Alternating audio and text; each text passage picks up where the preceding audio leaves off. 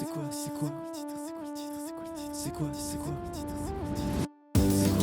Aujourd'hui, je suis avec Monsieur K pour parler de son spectacle Qui est Clara, un spectacle drôle et émouvant qui nous plonge sur les traces d'une mystérieuse Clara, personnage énigmatique qui devient petit à petit un symbole, celle des petits mensonges et des compromis que l'on fait à soi et aux autres pour ne pas avouer qui l'on est vraiment. Mais alors, qui est Clara? Mais surtout, pourquoi ce spectacle aujourd'hui? Bonjour, Monsieur K. Bonjour, Axel.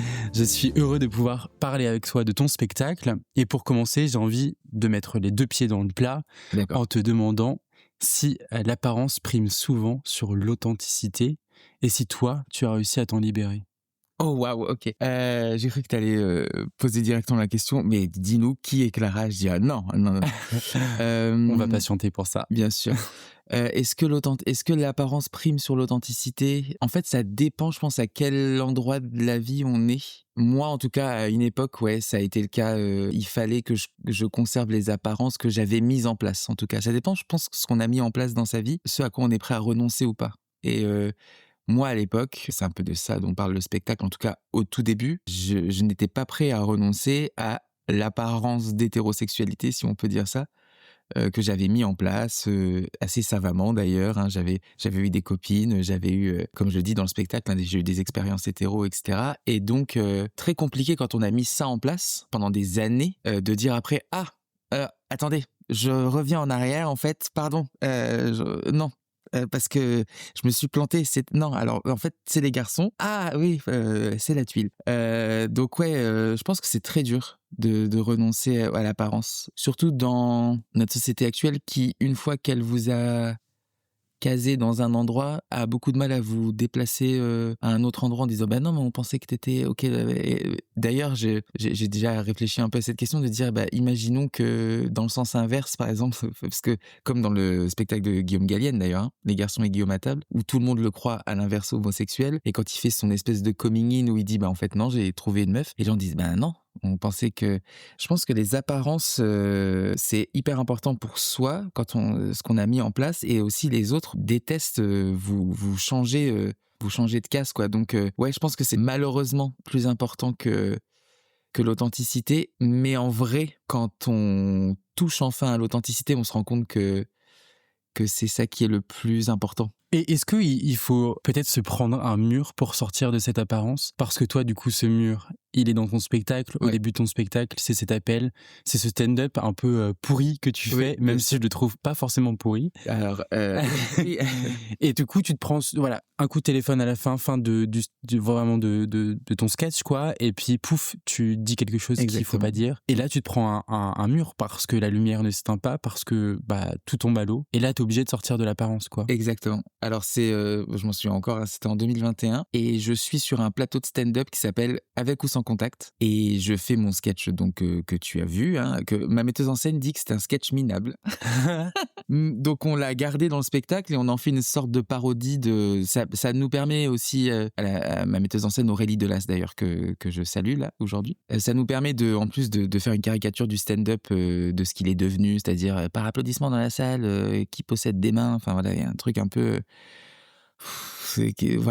moi j'essaye d'éviter ça un maximum. Il y a plein d'humoristes, et en vrai je fais pas la critique, enfin comment dire, je dis juste que moi ça me correspond pas et que ça me mettait un personnage sur la tête auquel je veux pas souscrire. Mais il y a plein de gens qui font des interactions publiques dans leur spectacle et qui le font d'ailleurs très très bien. Moi c'est pas ma came, et je trouve qu'il y en a un peu trop maintenant et que ça devient un peu n'importe quoi. C'est-à-dire que quand on a plus d'idées de sketch, on va prendre le premier rang et on va dire toi t'es en couple avec toi, bah toi t'es moche, enfin un peu flemme. Donc voilà, je vais pas me faire des amis avec ce podcast. C'est très marrant parce qu'en fait quand tu le fais sur scène, et même là quand tu le fais là devant moi, je vois très bien un humoriste que je suis sur Instagram et qui fait exactement ça, et le pire c'est que ça marche. Bah bien sûr, mais parce que les gens le font très bien aussi.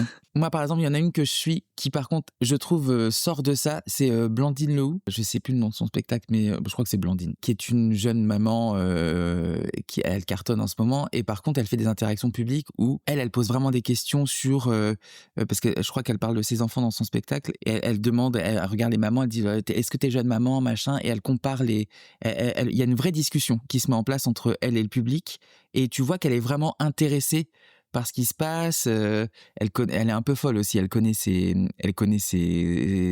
abonnés Instagram. Elle connaît leur nom et tout. Elle dit mais toi t'es Sylvie 67 toi? Non machin. Et donc elle les connaît. Donc là il y a un vrai truc qui se passe. Donc je critique pas non plus l'interaction publique en tant que telle. Je critique l'interaction publique quand elle devient une béquille et quand elle devient un système de jeu où tu te dis il y a rien d'autre quoi. Je sais à quel humoriste tu fais référence. Et donc toi, tu prends ce mur. Et donc je prends ce mur donc je joue ce sketch en 2021 devant un public ma foi qui est content hein, qui rit etc. C'est un sketch sur les couples original et en fait j'avais écrit le sketch mais sans aucun problème dans ma tête. Je me dis ok en fait la chute vas-y viens tu critiques le couple pendant 3 minutes. Et puis vas-y viens en fait la chute du sketch c'est que tu reçois un coup de fil et en fait t'as un mec et genre c'est ça la blague, le gars est d'une mauvaise foi absolue, il critique les couples alors qu'en fait lui-même c'est un canard. Et j'arrive, je fais mon sketch, je donne le son du coup de fil au régisseur, je lui dis quand je dis allô Mathieu tu lances le son, je dis allô Mathieu et quand je dis allô Mathieu tu éteins la lumière. Le régisseur oui ok d'accord très bien machin, je note bidule.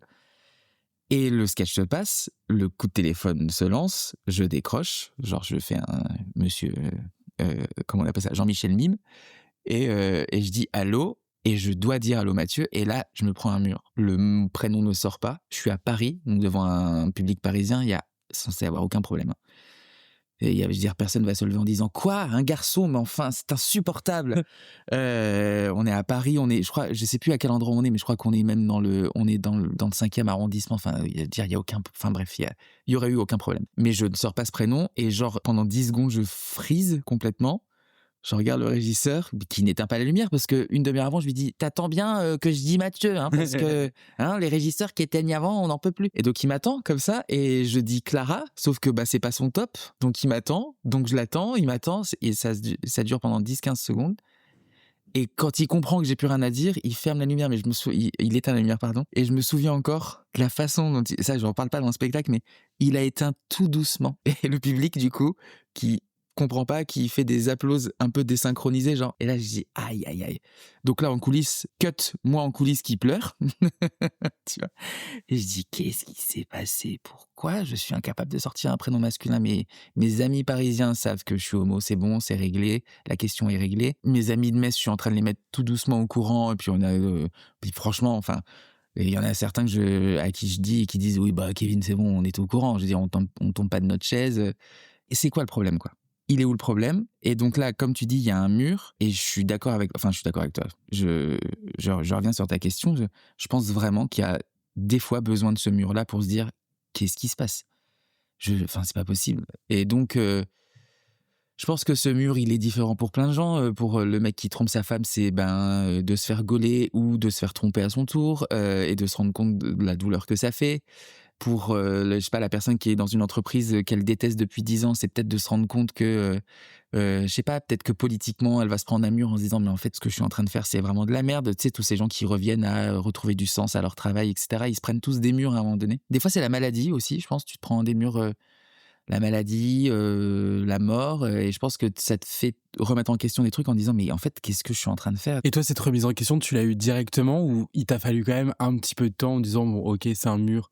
Oui, t'as chialé et puis t'aurais pu passer à autre chose, quoi. T'aurais pu dire, bon, bah, ça, des choses qui arrivent. Ouais, pour moi, c'était grave. En fait, ce soir-là, quand ça s'est passé, c'était grave. D'ailleurs, t'es en train de dire remise en question, mais je crois, faudra que je vérifie dans mes archives, mais parce que le plateau de stand-up, c'est dingue que je suis en train de me rendre compte de ça, là, devant ton micro.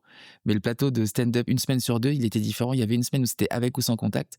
Et l'autre titre, il faisait une fois sur deux un truc, c'était remise en question. Et je me demande si le plateau du soir-là, c'était pas un plateau remise en question. C'est incroyable. On publiera sur les réseaux si j'ai retrouvé. Non, pour moi, c'était gravissime. Enfin, gravissime. Personne n'est mort. Mais c'était grave. Je me dis, attends, là, il y a vraiment un problème de fond qui est là, qui est latent et que t'as pas encore traité. Et donc ça, c'est le point de départ de l'écriture. Ouais. Et est-ce que, globalement, dans ton spectacle, et on déroulera après, mais tu dis finalement que tout le monde ment pour se protéger. Ouais. Et tu en fais, t'en fais un spectacle de ça. Bien sûr. Premièrement, quand j'ai commencé à écrire, moi, ma hantise et ma metteuse en scène me tape sur la tête à chaque fois en disant on s'en fout. Je dis Aurélie, je veux pas parler que de moi. Je veux vraiment pas qu'on parle que ce spectacle ne parle que de moi. Je veux pas que ce soit un déballage pathos de trucs genre oui vous savez. Et elle me dit, bah, écris ce que tu veux écrire, on verra. Et en fait, je me suis dit, ok, on tient un truc avec le mensonge. Je pense que je tiens quelque chose. Et je me suis juste mis, pendant une semaine, par exemple, où je me suis dit, vas-y, regarde un peu tous les gens autour de toi et juste essaye de voir à quel degré ils mentent ou ils se mentent. Et là, je me suis rendu compte, je dis, waouh, waouh, waouh, waouh. Et juste, même mes amis qui m'avaient confié des trucs, bon, je vais pas balancer des bails, mais j'ai des amis autour de moi qui sont pas forcément les plus fidèles, etc.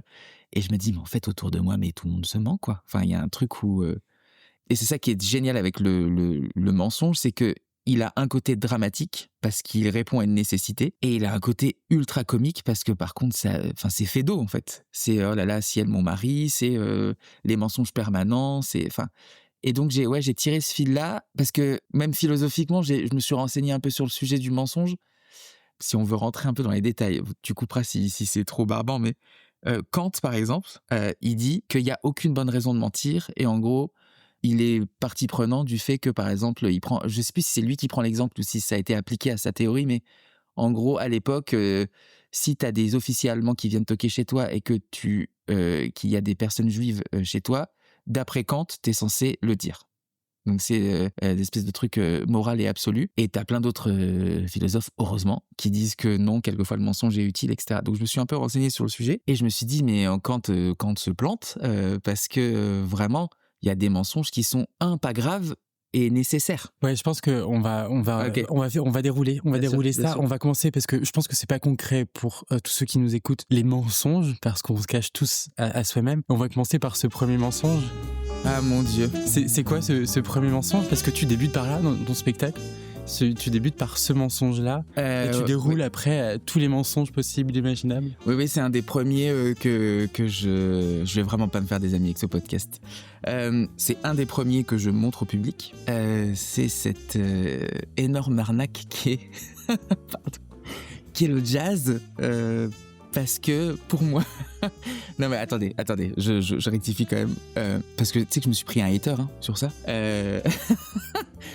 Le jazz. Alors, pour moi, en tout cas, je n'ai entendu du jazz que dans des ascenseurs. Voilà, je le dis. Ou dans des salles d'attente d'ophtalmo. J'ai entendu beaucoup de jazz. Et donc, après, j'ai des potes qui vont dans des boîtes de jazz et tout, qui disent non, le jazz, c'est incroyable. Et je sais, c'est une discipline où, en fait, c'est ça qui est fou, c'est que par exemple, j'adore l'impro en théâtre. Je voudrais en faire une part de mon métier. Et il y a plein de gens qui m'ont expliqué, tu sais, Kevin, le jazz, c'est quelquefois à la musique ce que l'impro est au théâtre, parce que le jazz, vraiment, les gens viennent et ils font ce qu'on appelle un bœuf, et donc du coup t'as le saxo qui se met en route, puis après pouf t'as la contrebasse, etc., et blablabla, et en fait tout le monde et c'est une sorte d'impro. Et je dis oui, mais j'aime pas, qu'est-ce que je te dis. Et en fait, quand tu fais un peu un sondage, qui écoute vraiment du jazz, qui chez soi rentre après une dure journée de labeur à la Défense, ou dans une usine, ou chez Franprix, ou sur un bureau, et rentre, fait ses gnocchis à la carbonara et se dit est-ce qu'on s'écouterait pas un petit peu de jazz? Personne. Et donc j'ai juste tiré ce truc en me disant vas-y, ça peut être marrant que même les musiciens de jazz en fait détestent le jazz, et donc il y a un act-out où il y a un contrebassiste qui déteste le jazz et qui regarde le public et qui dit regarde, tout le monde est en larmes, personne ne nous aime. Regarde, la dame à gauche, elle s'est endormie, les enfants pleurent. Ce qui n'est pas pour me déplaire d'ailleurs. Et il finit par dire moi aussi je déteste la contrebasse, vas-y ça dégage. En fait pour moi c'est les petits mensonges, parce que ça fait un peu stylé de dire que t'aimes le jazz. Tu vois ce que je veux dire? C'est un peu la musique un peu noble. C'est moi j'aime bien le jazz. Je suis un grand fan de Miles Davis. J'adore ça. Et puis après, tu déroules, tu parles de ceux qui disent sur les applications, par exemple. Bien sûr. Ça, c'est des plus gros mensonges déjà. Ok. Ah, tu classifies ça un peu. Ouais. Alors, par exemple, dans les petits, donc ça, j'appelle ça, parce que je parle de train aussi, je parle de trains qu'on est censé prendre dans la vie, des trains de la vérité qu'on loupe très souvent. Et donc, les petits mensonges, c'est les petits TER. Donc, c'est, il est vachement bon, Torotti, Christine. Voilà, ça, c'est, tu vois, c'est pour garder un peu la cohésion sociale. C'est du lubrifiant social, ça marche bien. Le jazz, ok, ça te fait plaisir, t'aimes bien le jazz, ok, machin, voilà. Emmener un date au jazz, par exemple, je pense que ça peut être très stylé. Ça donne une ambiance au date, mais on s'en fout du jazz. Voilà, c'est des petits TER. Après, il y a des plus gros trains, et là, pour moi, ça commence à devenir un peu plus grave, notamment sur le couple. T'as donc la personne qui dit, oui, sur les applis de rencontre, écoute, moi, je cherche du sérieux. Et non, en fait, tu te rends compte très vite que non. Mais tu t'en rends compte. Alors, j'avais écrit une blague là-dessus que j'ai enlevée, où en gros je tirais le mensonge. Je disais, la personne dit, je cherche du sérieux, et puis quelques minutes après, à un moment donné, elle te dit, non mais finalement tu sais, je suis pas prêt à m'engager. Et j'avais écrit une phrase en disant, oui alors ça tu pouvais le dire avant d'être entré à l'intérieur de moi. Et c'est un peu tard. Oui, c'est très tard. C'est un peu tard pour me dire ça. Mais je l'ai enlevé parce que pas de vulgarité dans le spectacle. Il y a qu'un seul moment vulgaire qu'on a gardé. Mais ouais, et après, t'as les gros trains qui sont un peu plus énervés et qui, pour moi, en plus, engagent un peu une vie. Et donc là, c'est ce que je disais, c'est le mari qui trompe sa femme depuis une dizaine d'années, la femme qui est pas excessivement sûre que le petit deuxième soit vraiment celui de son mari, on n'est pas sûr. Et puis je sais pas si tu voulais qu'on en parle, mais pour moi, un des plus gros TGV, je vais me prendre un procès avec ce podcast, pour moi, un des plus gros TGV, c'est Muriel Boll dans l'affaire du petit Grégory, tu sais. Quand elle dit mon beau-frère il est innocent, tu le vois qu'elle ment. Et je crois que d'ailleurs c'est pour ça que j'ai une petite fascination pour les faits divers. Je crois que c'est pour ça que cette affaire me fascine. Tous mes amis savent que je suis fasciné par l'affaire du petit Grégory. J'ai regardé tous les docus, je connais l'affaire par cœur. Et je crois que c'est pour ça que ça me fascine. En vrai, je suis en train de faire le lien là, devant ton micro encore une fois, c'est que c'est une affaire où tellement tout le monde a menti, mais dans une proportion stratosphérique, et où les mensonges continuent d'ailleurs, parce que c'est d'ailleurs pour ça qu'on ne découvre pas qui est coupable, c'est qu'il y a encore des gens qui mentent, quoi. C'est marrant parce que au moment où tout ce mensonge prend place et puis devient la vérité finalement, Ouais. parce que je suis même pas sûr que eux savent réellement ce qui finalement s'est passé parce qu'ils ont tellement menti Bien que sûr. c'est très confus en eux. Et toi, pour sortir de ton mensonge dans ton spectacle, t'as besoin aussi d'autres personnes. Exactement. Est-ce que du coup, pour faire la vérité vis-à-vis de soi, vis-à-vis des autres aussi, on a besoin du coup des personnes extérieures? Oui. On a besoin de se prendre un mur de temps en temps, comme tu disais, et on a besoin aussi. Moi tu veux faire référence au personnage que je fais, qui est directement inspiré d'une de mes meilleures amies qui s'appelle Katia Denard. Je la salue aujourd'hui aussi. Et c'est marrant parce que c'est un mix de cette amie que je ne connais pas et un peu de Dalida, parce qu'elle a un vrai Bien truc sûr. de parole. Bien sûr. Dalida. Puis elle de parle toutes comme ça, chérie, ça va, chérie. Ouais. Alors c'est pas dit bonjour, oh la conne, putain. Il y a un peu aussi du Fanny Ardant. Oui, je pense qu'on a besoin des gens. On a besoin d'être conseillés, on a besoin d'être guidés. Et puis au-delà de ça, on a aussi besoin d'être rassuré sur le fait que c'est pas si grave et que la vie est longue. Moi, par exemple, ce personnage-là, bon, donc c'est Katia, et qui est aussi à la fois psychologue, qui est donc, comme elle le dit, gestalt thérapeute, énergéticienne Reiki, soignante holistique. Et c'est elle, dans le spectacle en tout cas, qui peut donner un indice au public. Il peut paraître un peu anecdotique, ce personnage.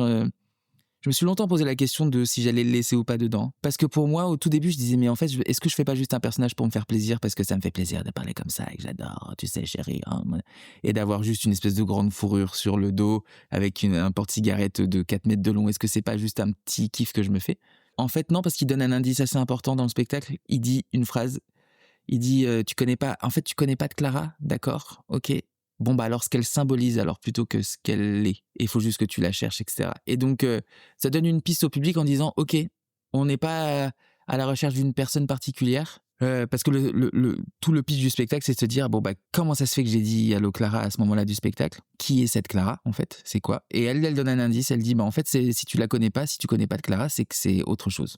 Donc j'ai dit non, on laisse le personnage, parce qu'il dure longtemps, hein. Il est sur le plateau. Il est très intéressant. 9-10 minutes. Hein. Parce que oui, il dit cette phrase-là, mais indéniablement aussi, il dit d'autres choses. Et en fait, j'ai l'impression que ce personnage, en fait, qu'elle creuse en fait à des endroits pour pouvoir faire s'effondrer le château de cartes. Et c'est ça qui est intéressant. Et d'une manière totalement déjantée, barrée.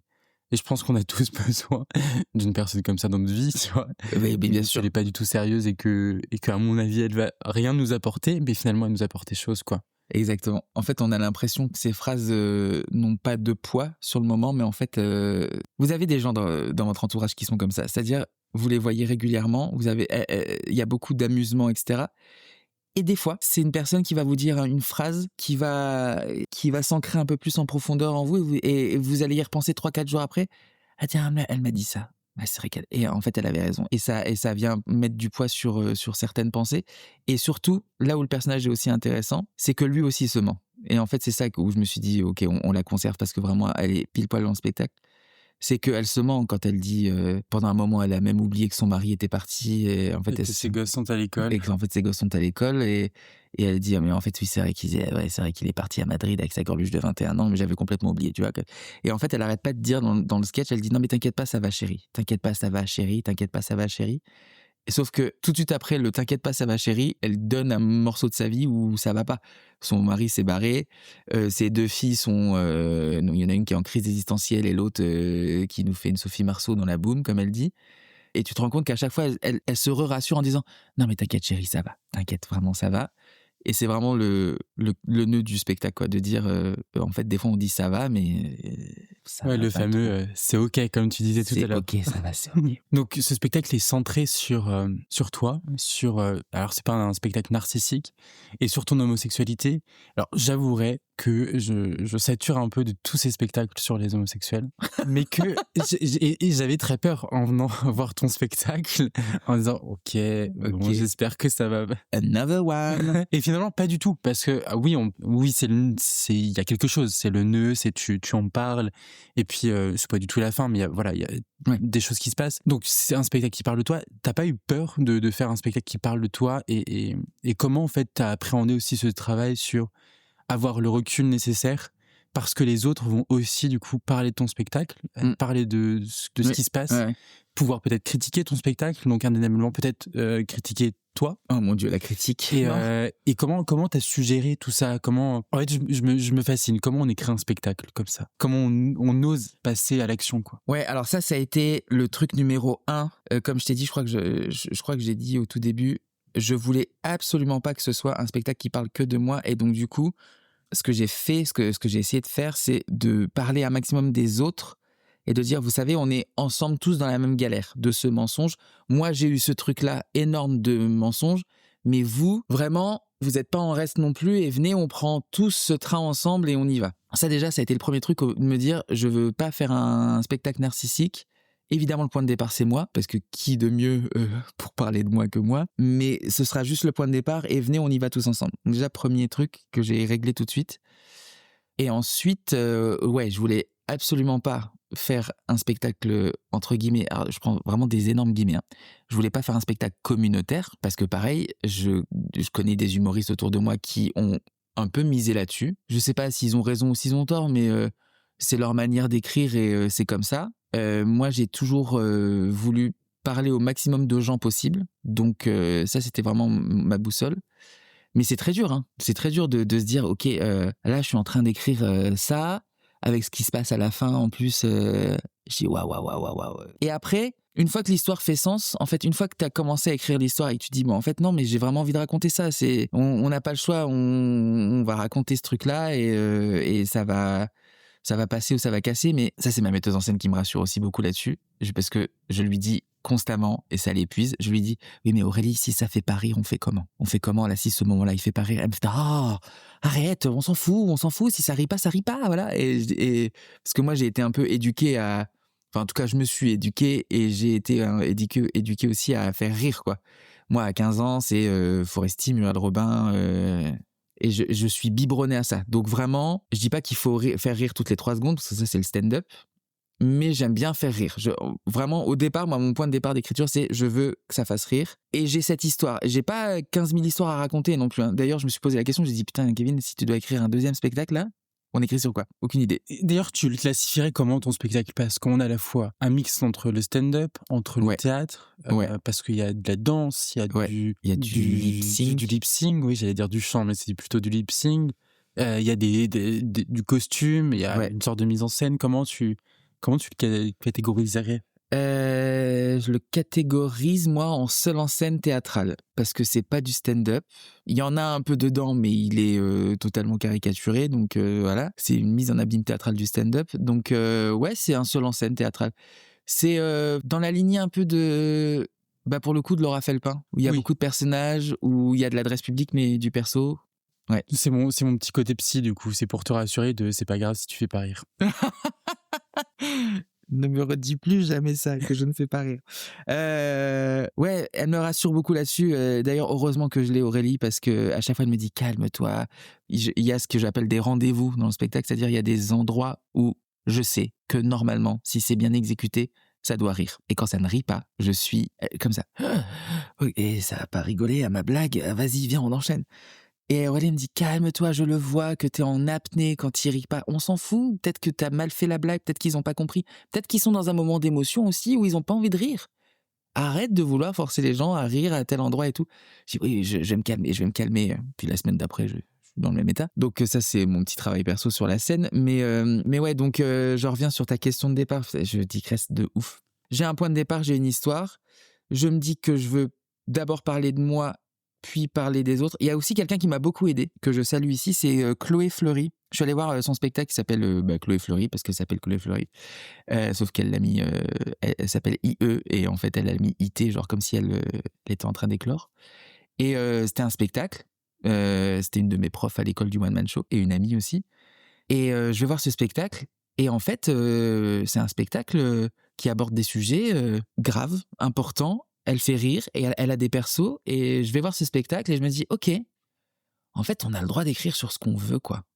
Il n'y a pas de limite, on n'a pas, si tu as envie de faire rire, si tu veux faire rire, t'es pas obligé de parler des couples, de ça, tu peux faire rire sur autre chose, tu peux faire rire sur ce que tu veux, et puis tu peux écrire sur ce que tu veux. Et ça m'a vraiment débloqué, je lui ai dit, Chloé, vraiment merci, parce que je crois que j'ai vu ton spectacle, et c'est un endroit où j'étais bloqué dans l'écriture, c'était en 2023, je crois, fin 2023, j'étais bloqué, j'arrivais plus à écrire, j'ai dit, oh là là, mon Dieu.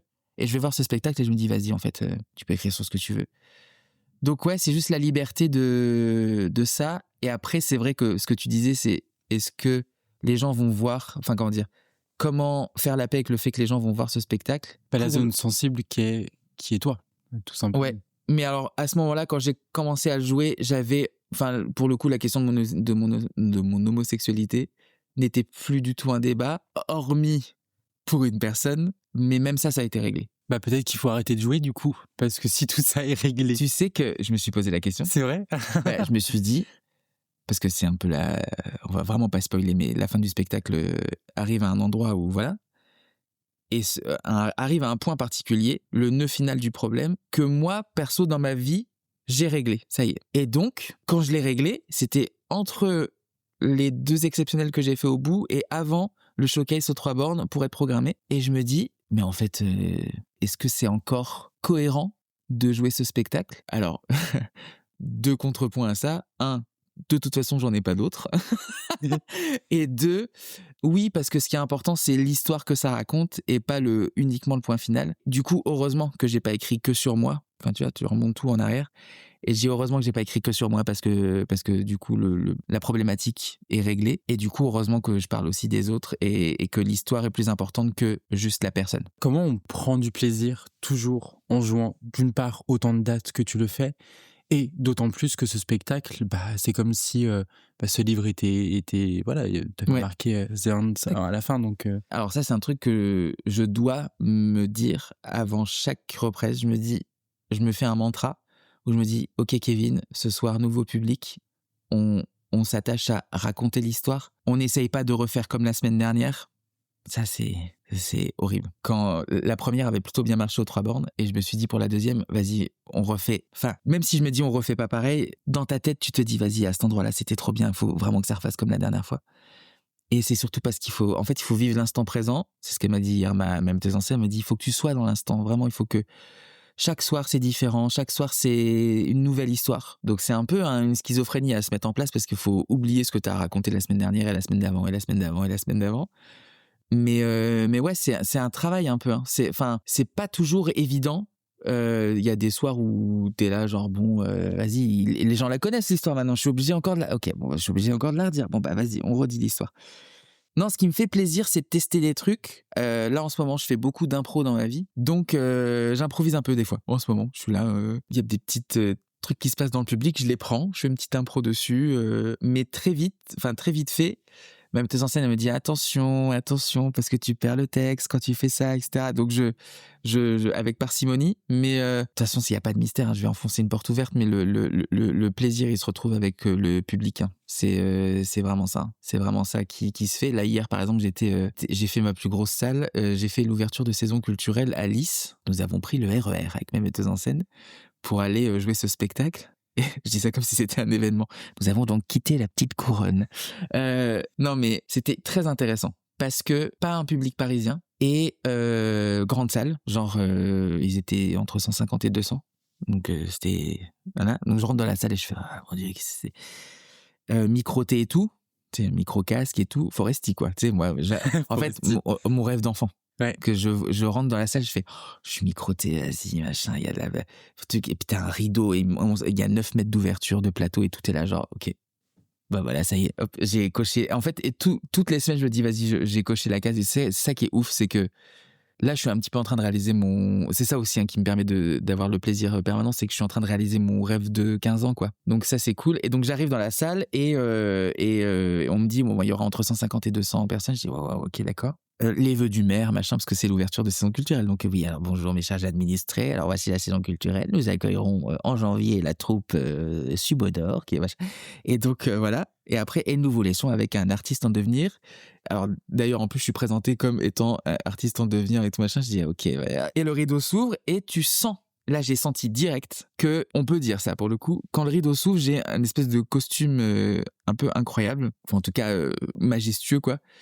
Et normalement, quand ça s'ouvre un peu, à la Comédie des Trois Bornes ou au Théâtre Le Bout, quand le rideau s'ouvre, il y a un peu un truc de et les gens applaudissent, wouh, machin. Là, hier, le rideau s'est ouvert et genre, il y a eu des petites applauses toutes douces et tout. Et il n'y a pas eu de souffle. Et je me retourne et en fait, je vois un public qui n'est pas le même public que j'ai d'habitude. J'ai un public, moi, normalement, qui est un poil plus jeune, un poil plus féminin aussi.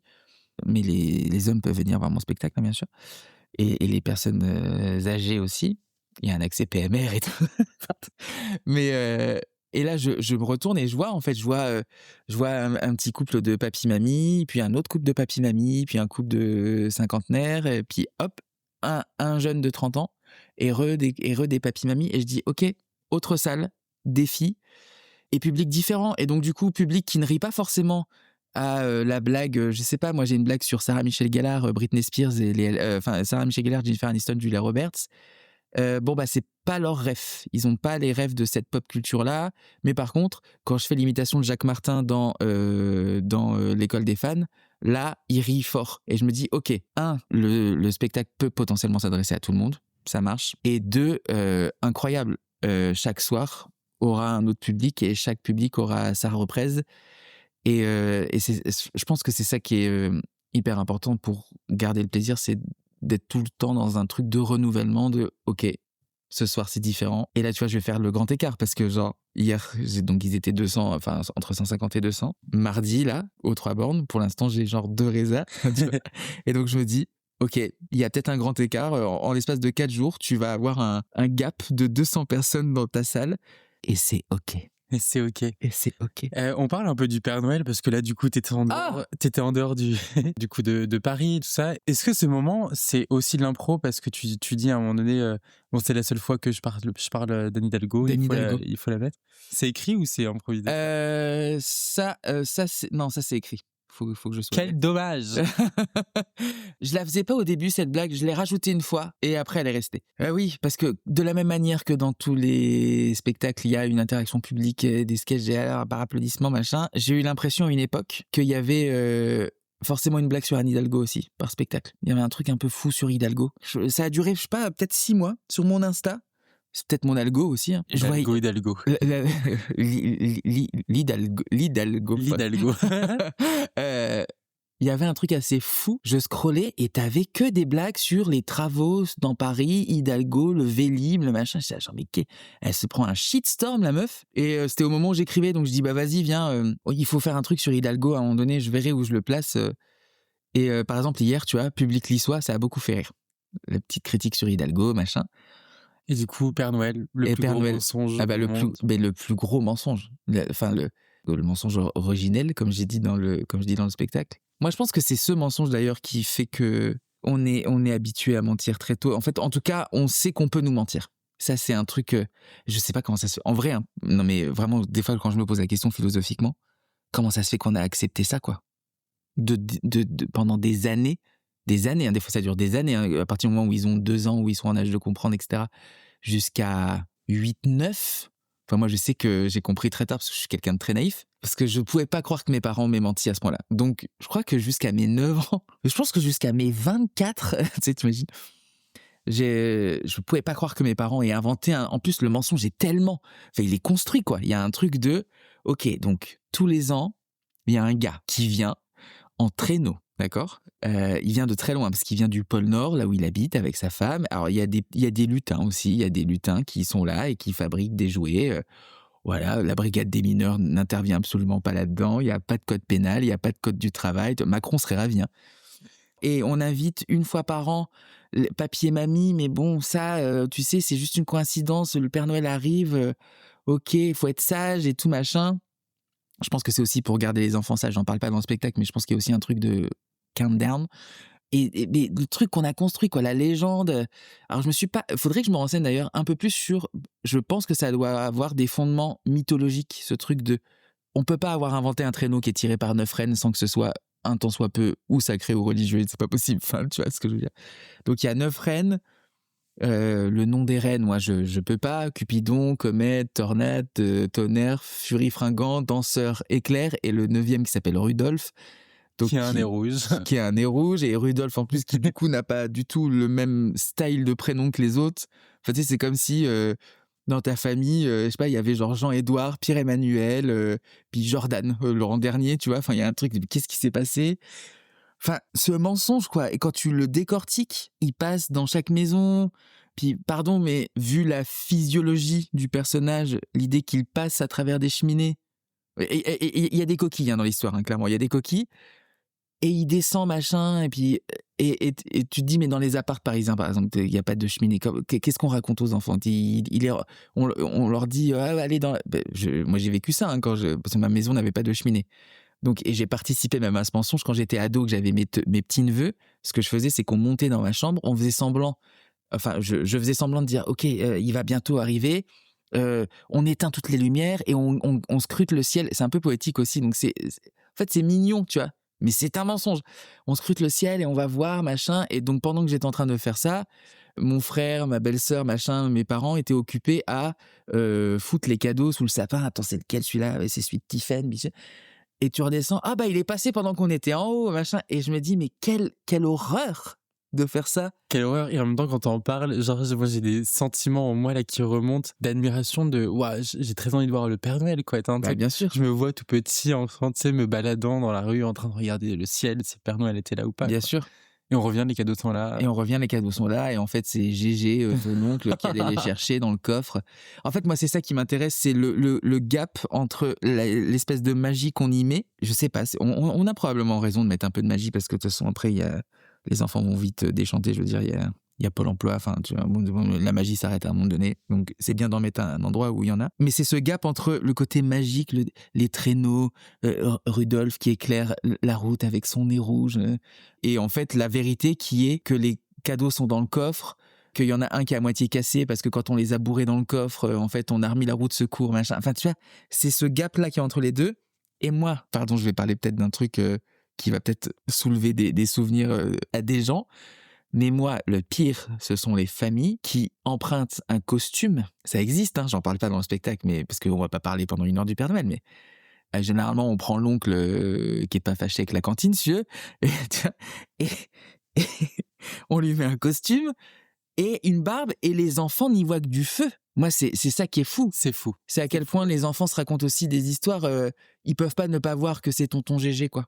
Enfin, ou alors ils le voient vraiment pas. Ou alors il y a un truc parce que le costume est incroyable. Le costume, c'est pantalon rouge, gros truc rouge, ceinture noire, la barbe, le bonnet et tout. Peut-être qu'il y a un truc de...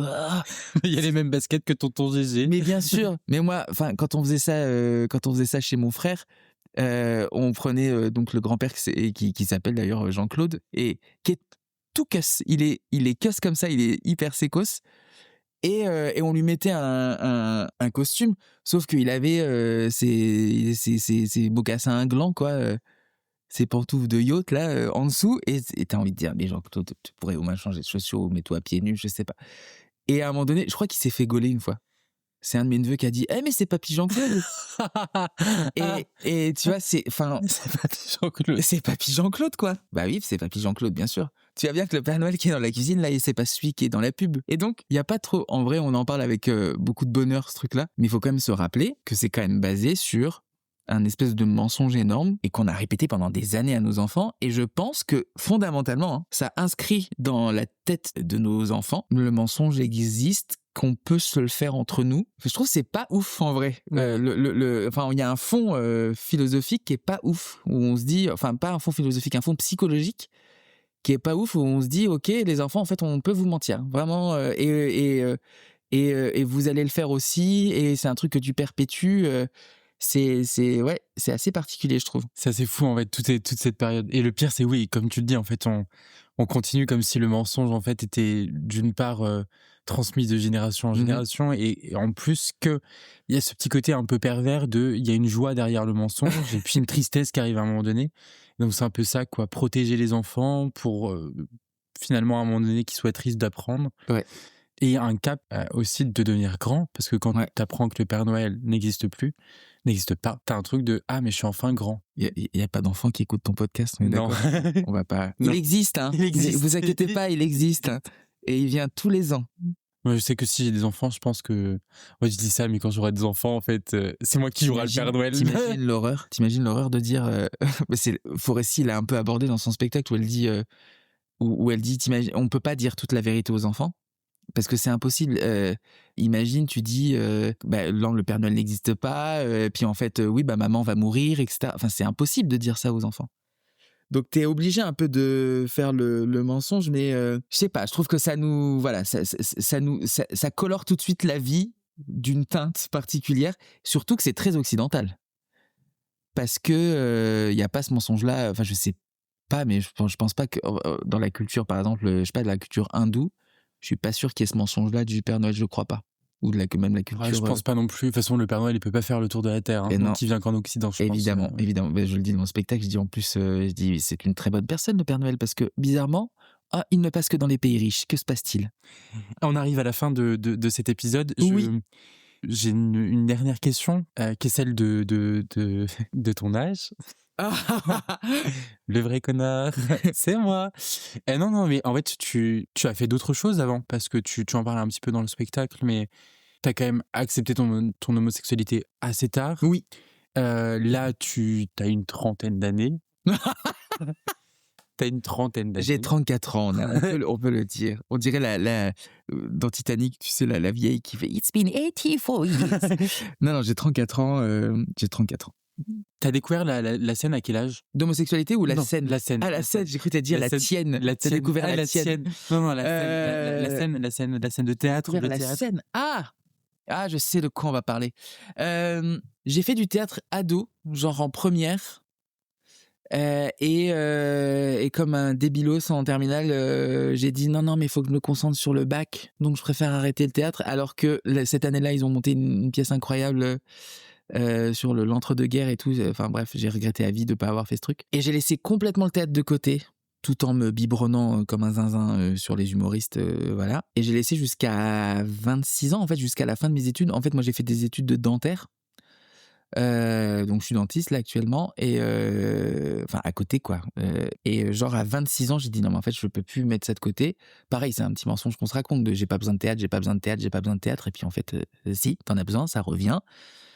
Et donc je me suis inscrit au théâtre quand j'avais 27 ans à Metz en fait. Donc j'ai fait 2-3 ans là-bas, et arrivé à 30 ans, quand même un peu tard en fait, mais bon, il est jamais trop tard pour se mettre à ce qu'on a envie de faire. Y a le Covid et tout, et je me dis, en fait, je vais faire des cours beaucoup plus approfondis. En fait, je veux faire ça. C'est ça que je veux faire. Et donc, je monte sur Paris et je prends mes cours de théâtre et tout. Donc, j'ai découvert la scène. Ouais, c'est vraiment où je me suis mis à bras-le-corps sur scène. C'est à 30 ans, quoi, en vrai. Avec une petite expérience un peu avant, mais la vraie scène à 30 ans, ouais. Tu as aucun regret d'avoir mis aussi tant de temps ? Ouais, c'est horrible. Je me dis, mais...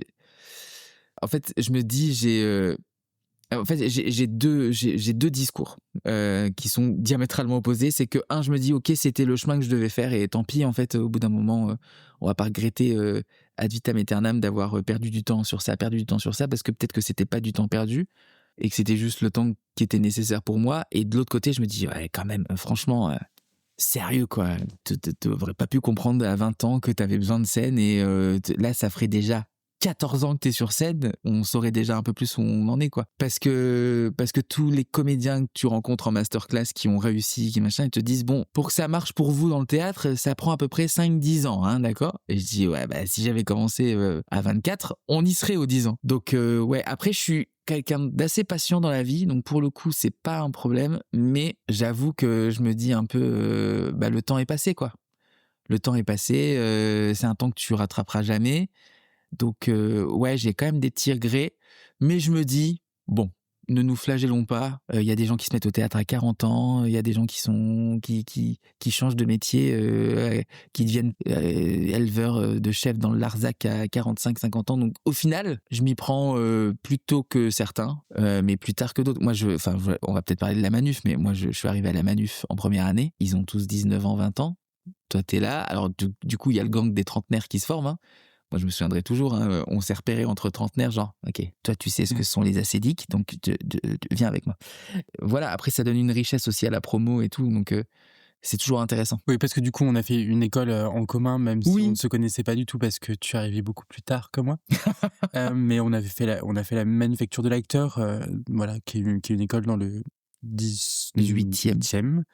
Voilà, j'y ai passé 2 ans, t'en as passé 50. Je voulais en venir sur le fait, en fait, de cette fin de ton spectacle qui résume beaucoup, en fait, aussi ton parcours, Oui. qui est tout simplement le fait de, et je vais pas spoiler, faudra venir voir leur spectacle, Oui. mais le fait de vivre le moment présent. Et finalement, à la fin, tu appelles cette Clara qui n'est plus une Clara. Et le principal, c'est ça. Et finalement, dans ta vie, c'est mon petit côté psy, mais dans ta vie, c'est ça. C'est finalement, t'as mis 30 ans à te dire, ok, je vais sur scène. J'ai mis 34 ans. Ouais, 34 ans, t'as mis un peu plus de temps à accepter ton homosexualité. Bon, bah, le principal, c'est l'instant présent. Ouais. Et c'est le fait d'appeler la bonne personne. Au bon moment. Au bon moment. Ouais, j'avoue, je suis d'accord avec toi. Après, on pourra quand même dire globalement, ok, parce que je m'appelle Kevin dans la vraie vie, Kevin est quand même relativement lent à la détente. 30 ans pour... ouais, j'avoue.